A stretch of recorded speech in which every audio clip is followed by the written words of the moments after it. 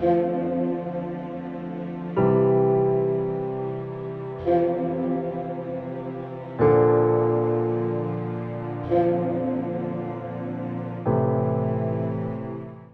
کلام میں سے ہمارے لیے آج کی تلاوت اشعیاء نبی کا صحیفہ، اس کا 26واں باب، اس کی پہلی سے 6 آیت۔ اس روز یہودا کی سرزمین میں یہ گانا گایا جائے گا: ہمارا ایک حسین شہر ہے جس کی حفاظت کے لیے فضلے اور برج بنایا گیا۔ تم دروازوں کو کھولو تاکہ وہ راستگار قوم داخل ہو جو اطاعت کو قائم رکھتی ہے۔ تو ہمارے مستقیم قصد کو سلامتی سے قائم رکھے گا، اس لیے کہ ہمارا توکل تجھ ہی پر ہے۔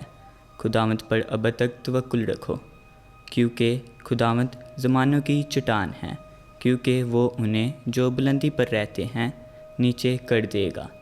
وہ اس محفوظ شہر کو زیر کرے گا، وہ اسے زمین تک زیر کرے گا، اسے خاک میں ملا دے گا، پاؤں اسے لتاڑے گا، یعنی محتاج کے قدم مسکین کے پاؤں۔ پاک کلام کا پڑھا اور سنا جانا ہم سب کے لیے باعث برکت ہو۔ خداوند کا شکر ہو۔